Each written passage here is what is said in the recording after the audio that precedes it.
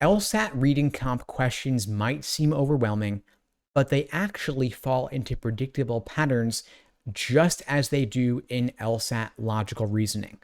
Today, I'll break it all down for you. First, for those who don't know me, my name is Steve Schwartz. I've been teaching the LSAT since 2005, and I personally increased my own LSAT score from a 152 to a 175. Now I'm going to break down LSAT reading comp questions into 5 major categories. You have your general, global, big picture questions like main idea and primary purpose. You have your more inferential type questions that ask about what is explicitly stated in the passage versus what is suggested but not directly said, more in between the lines. We have questions focused on the author's purpose, which relate to role of statement, asking why they said something. What is the purpose of this statement in the context of the passage overall? We have questions that ask you to go beyond the passage, connecting something in the passage to something that is not directly covered, more inferential once again. And finally, we have types that are very parallel to similar ones in logical reasoning, like strengthen, weaken, and evaluate. I'm going to focus on these to start with because these might seem the trickiest at first, but they're a whole lot more manageable once you see the relationship to logical reasoning.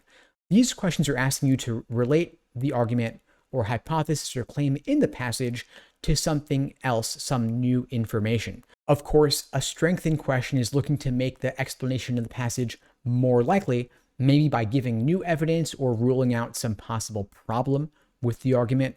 And a weaken is doing the opposite. It's asking you to promote an alternative explanation or challenge the reasoning in the argument. Let's take this with an example. Let's suppose that a reading comp passage had a city planner who claimed that planting more trees in urban areas would significantly reduce air pollution. A strengthener might suggest that trees absorb pollutants like nitrogen and carbon monoxide, reducing their concentration in the air, which would add evidence supporting the claim. On the flip side, a weaken answer might suggest that air pollution levels in urban areas with more trees are comparable to those in areas with fewer trees, which then challenges the effectiveness of the proposed solution. Causal reasoning like this is very common in LSAT reading comp. We have a unique phenomenon of confusing situation, and someone proposes an explanation for that. A strengthen answer is boosting the likelihood of this explanation being a valid one, but weaken answers are suggesting or promoting other alternative potential causes and casting doubt on the provided explanation. You'll notice here that these strengtheners and weakeners are exactly like what you see in LSAT logical reasoning, meaning if you're good at logical reasoning, you're going to be good at this also if you can better see that relationship. Now that Logic Games is no longer on the LSAT, logical reasoning and reading comp, the only sections remaining, they're actually quite similar in this regard. Of course, you want to be careful to look out for traps in the answer choices. Wrong answers and strengthen and weaken questions are going to provide irrelevant information, discussing things unrelated to the argument altogether. Wrong answers will often be irrelevant, discussing things totally unrelated to the argument, or they may be the opposite of what they're asking you to do. So if a question's asking you to weaken that hypothesis about urban trees reducing air pollution, an irrelevant answer might discuss unrelated benefits of having trees in urban areas, like improving mental health. Now, when you're evaluating answer choices, you want to think about alternative explanations and the role that they can play. Again, a strengthener is going to downplay the likelihood of alternative explanations being valid, and a weakener is going to promote the validity of alternate explanations. Now, let's take another scenario. Imagine a passage about how nocturnal animals navigate in the dark.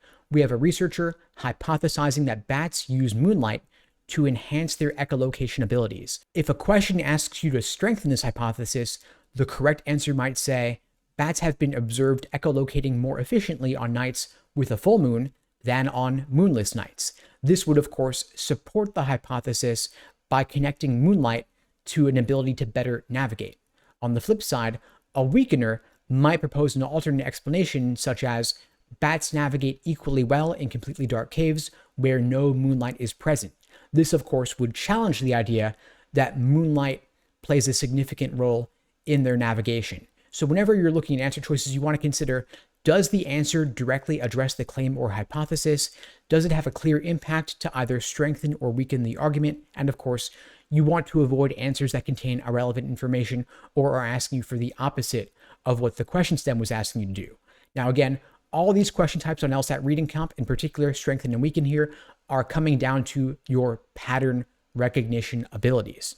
Strengthening questions are going to boost the plausibility of an explanation, and weakeners are going to introduce doubt or promote alternative causes. Now, if you're struggling with LSAT reading comp questions like these, or logical reasoning, or anything else LSAT related, of course, my team and I would be glad to help you out.